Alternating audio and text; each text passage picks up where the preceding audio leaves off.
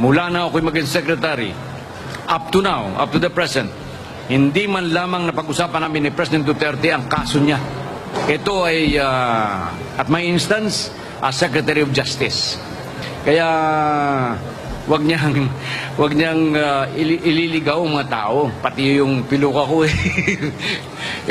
hindi ganoon eh. Pag yung nag-personal ka, yun na tinatawag nating ad hominem, argumentum ad hominem, ibig sabihin wala ka ng katuwiran. Kaya, Secretary de Lima, sagutin mo lang ng tama ang lahat ng akusasyon sa'yo. Kasi napakabigat ng akusasyon sa'yo. At napakarami ng akusasyon sa'yo.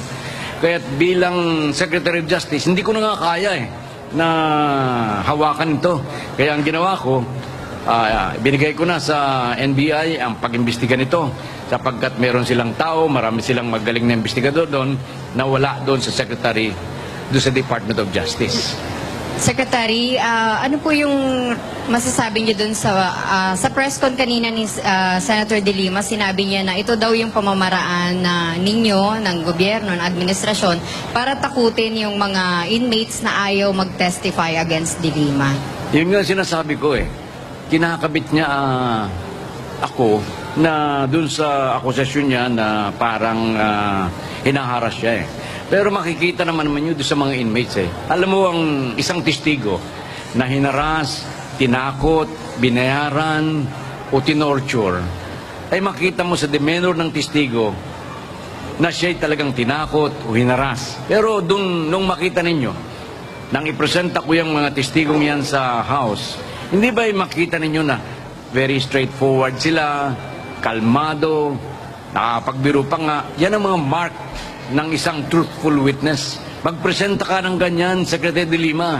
Hindi yung daldal ka ng daldal na wala ka namang pinapresenta ng testigo para patunayan mo na itong tao ito tinakot. Tapos ngayon, wala pa man lang 4 na oras na kalilipas yung riot sa Bilibid. Meron ka na agad theory. Mag-imbestiga ka muna. Tingnan mo muna. Anyway, sinabi mo dyan na napakarami mong mga kaalakbay o kasama doon sa loob ng Bilibid na nagre-report sa'yo. Hintayin mo muna yung report. Para ka na hindi abogado eh.